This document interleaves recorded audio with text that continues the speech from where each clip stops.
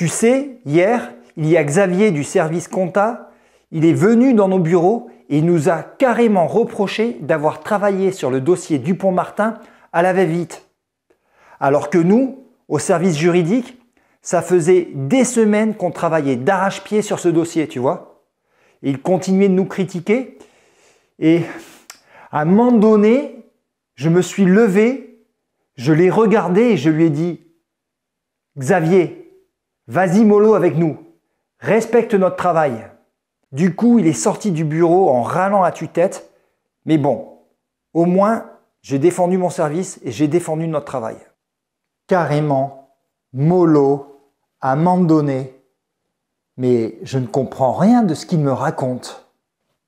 Cher French Clubber, bonjour. Je m'appelle Jordi, je suis professeur de français, créateur de lefrenchclub.fr, le club pour tous celles et ceux qui, comme toi, veulent progresser en français. Dans la vidéo d'aujourd'hui, je vais te donner 7 adverbes que les Français utilisent beaucoup, énormément, quotidiennement. Envoyez le générique.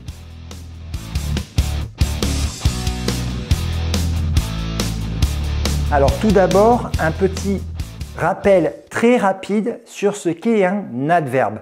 Un adverbe, c'est un mot qui va nous donner une indication sur un verbe, sur un adjectif, sur un autre adverbe ou sur une phrase complète. Autre particularité de ces adverbes, c'est qu'ils sont invariables, c'est-à-dire que tu ne peux les mettre ni au féminin ni au pluriel. Leur orthographe ne change jamais.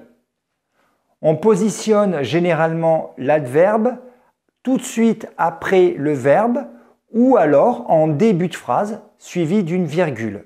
Certains des adverbes de la liste que je vais te donner sont plutôt recherchés et je t'invite à les utiliser par exemple lors d'un examen officiel du DELF ou du DALF.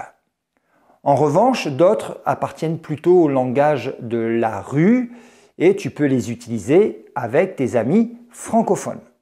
Premier adverbe, mollo, qui est un synonyme de doucement. Tu peux imaginer la situation suivante, tu fais un jogging avec tes amis, mais toi, ça fait vraiment très longtemps que tu n'as pas fait de sport. Donc tu vas leur dire, bon, aujourd'hui les gars, on y va mollo. Ce qui signifie, on y va doucement. Autre situation, tu es chez le dentiste et le dentiste commence à travailler sur tes dents et toi, tu as un petit peu peur, donc tu vas lui dire, allez-y mollo. Mollo peut être également un synonyme de prudemment, avec prudence, d'accord, en faisant attention aux dangers. Par exemple, tu es dans une voiture et les conditions climatiques ne sont pas bonnes, alors tu peux dire au conducteur, fais attention, la visibilité n'est pas bonne, roule mollo s'il te plaît. Deuxième adverbe que les Français utilisent beaucoup, c'est le mot carrément, qui signifie directement ou qui peut signifier aussi avec détermination. Par exemple, Jean ne se plaisait plus dans cette entreprise, il a carrément posé sa démission. Ce qui signifie qu'il a posé sa démission de façon directe et avec une certaine détermination, une certaine volonté. Carrément peut être aussi un synonyme de complètement ou de totalement. Dis-moi, tu aimes le rock? Moi, mais carrément! Alors plutôt que d'utiliser un simple oui, répondre à l'affirmative par carrément sous-entend que tu adores le rock. Et maintenant, tu sais ce que tu vas faire? Tu vas me mettre un like à cette vidéo et tu vas carrément t'abonner à la chaîne Le French Club et activer la petite cloche. Pourquoi? Eh bien tout simplement parce que chaque mois, je mets entre 4 et 5 vidéos pour t'aider à progresser en français. Ce serait dommage de rater ça, non? Troisième adverbe, à la va-vite.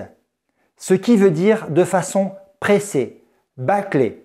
Alors bâclé, c'est un adjectif qu'on utilise pour qualifier un travail qui est vite fait et mal fait. Par exemple, le petit Lucas a fait ses devoirs à la va-vite. et ses parents ne sont pas très contents. Alors techniquement, à la va-vite n'est pas un adverbe, c'est une locution adverbiale. Quatrième expression, à tue-tête, qui veut dire de toute la force de sa voix. Par exemple, les joueurs de l'équipe de France ont chanté la Marseillaise à tue-tête. Ça aussi, c'est une locution adverbiale. Ce cinquième adverbe est une superstar, parce que les Français l'utilisent énormément. Il s'agit de l'expression « du coup », qui est assez informelle et que l'on pourrait remplacer par « alors », donc « par conséquent ». Il n'y avait plus de place au cinéma, du coup on est allé à la patinoire. Il n'y avait plus de place au cinéma, donc on est allé à la patinoire. Il n'y avait plus de place au cinéma, par conséquent nous sommes allés à la patinoire. Numéro 6, à un moment donné, qui est la contraction de « il y a un moment donné » ou bien encore « il arrive un moment où ». Je pourrais dire par exemple à un ami « tu n'as plus de travail ». Tu m'empruntes de l'argent systématiquement. Tu continues de sortir et de faire la fête. À un moment donné, il faut que tu prennes ta vie en main. Il faut que tu prennes tes responsabilités. Et dans le Midi, c'est-à-dire dans le sud de la France, l'expression « à un moment donné » se transforme en « à un moment donné ». À un moment donné, il faut que tu prennes ta vie en main. Il y a un moment donné, à un moment donné, à un moment donné.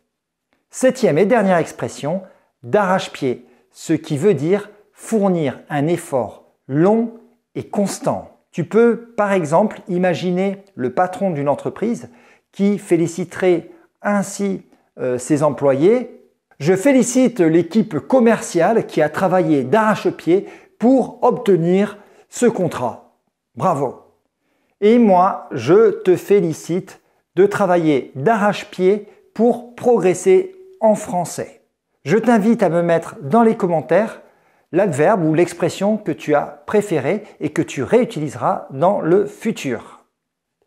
Moi, je te dis à la semaine prochaine sur le French Club.